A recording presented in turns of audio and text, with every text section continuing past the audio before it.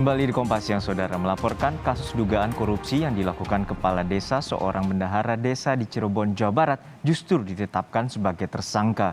Kepolisian menyebutkan bendahara desa yang melaporkan kasus ini diduga melanggar administrasi keuangan. Meski polisi mengakui belum menemukan bukti, bendahara desa itu dinilai ikut menikmati dana yang diduga dikorupsi. Seorang pelapor kasus dugaan korupsi di Cirebon, Jawa Barat ditetapkan sebagai tersangka. Melalui video yang beredar di media sosial, Nur Hayati, bendahara desa Citemu, mengungkapkan kekecewaannya. Nur Hayati mengaku tidak pernah menikmati dana yang diduga dikorupsi. Saya sendiri sebagai pelapor, saya yang memberikan keterangan, saya yang memberikan informasi kepada penyidik selama hampir proses 2 tahun penyelidikan kasus korupsi yang dilakukan oleh Kuwu Supriyadi Desa Citemu. Di ujung akhir tahun 2021, saya ditetapkan sebagai tersangka atas dasar karena petunjuk dari Kajari.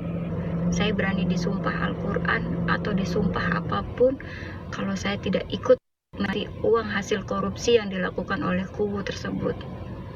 Bahkan saya juga berani bersumpah kalau uang itu tidak pernah pulang ke rumah saya, 1 detik pun tidak pernah. Sebelumnya, pada 2019 lalu, Nur Hayati melaporkan dugaan korupsi yang melibatkan Kepala Desa Citemu, Kecamatan Mundu, Kabupaten Cirebon, Jawa Barat, Supriyadi. Polisi kemudian menetapkan Kepala Desa Citemu, Supriyadi sebagai tersangka pada akhir 2021.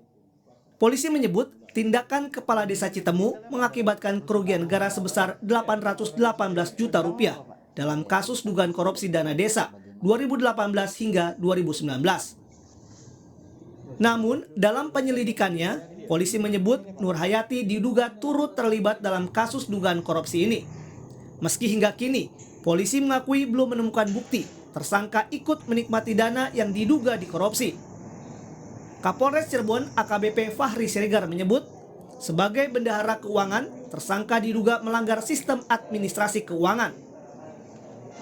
Walaupun sampai saat ini kita masih belum dapat membuktikan bahwa saudari Nur Hayati menikmati uangnya, namun ada pelanggaran yang dilakukan dari tindakan yang dilakukan oleh saudari Nur Hayati, yaitu pasal 66 Permendagri nomor 20 tahun 2018. Ada klausul kata-kata di dalam berita acara tersebut agar dilakukan pemeriksaan mendalam terhadap saudari Nur Hayati karena perbuatannya termasuk perbuatan melawan hukum yang telah memperkaya saudara Supriyadi. Nah itu dia. Ya. Dalam program Sapa Indonesia Malam 20 Februari 2022, Wakil Ketua Lembaga Perlindungan Saksi dan Korban, Maneger Nasution, menyatakan sebagai pelapor, tindakan Nur Hayati seharusnya diapresiasi. Posisi Ibu Nur Hayati sebetulnya dalam konteks hukum perlindungan saksi dan korban, beliau kita sebut sebagai whistleblower atau pelapor. Yeah. Nah, sebagai pelapor, sejatinya beliau ini diapresiasi. Diapresiasi karena apa? Ada warga negara yang berani mengambil inisiatif dan tanggung jawab untuk melaporkan sesuatu yang ia ketahui berkaitan dengan tindak pidana korupsi. Gitu. Karena itu mestinya diapresiasi. Nah, penetapan beliau sebagai tersangka ini sesungguhnya mengejutkan banyak kalangan aktivis anti korupsi, aktivis HAM, dan kita tentu juga di publik terkejut. Karena apa? Seorang pelapor mestinya itu mendapat perlakuan khusus ya. Misalnya dalam Undang-Undang Perlindungan Saksi dan Korban di pasal 10, seorang pelapor yang dengan iktikat baik menyampaikan laporannya terkait dengan tindak pidana, apalagi tindak pidana korupsi misalnya, maka keterangan yang ia berikan, yang telah, sedang, dan akan ia berikan, itu tidak bisa dituntut balik. Sementara, Komisioner Komisi Kepolisian Nasional Pungki Indarti menyatakan Kompolnas tak bisa mengintervensi hasil penyidikan terkait seorang pelapor sebagai tersangka kasus korupsi. Namun, Kompolnas menyarankan Nur Hayati agar mengajukan pra-peradilan. Kami kagetnya di sini karena kan yang bersangkutan ini pelapor seharusnya dilindungi. Nah, sebagai whistleblower seperti itu. Nah, Kompolnas memang tidak bisa mengintervensi proses penyidikan. Karena ini kan kemerdekaan penyidik. Ketika prosesnya masih belum dibuka persidangannya oleh pengadilan, saya rasa masih ada cukup waktu kepada Saudari Nurhayati untuk melakukan pra-peradilan, untuk menguji apakah pemberian status tersangka itu sudah sesuai dengan aturan. Kepala Badan Permusyawaratan Desa Citemu menyesalkan penetapan Nurhayati sebagai tersangka kasus ini. Menurutnya, permintaan pencairan dana oleh Kepala Desa Citemu selalu tercatat dengan kwitansi dan tidak dinikmatinya.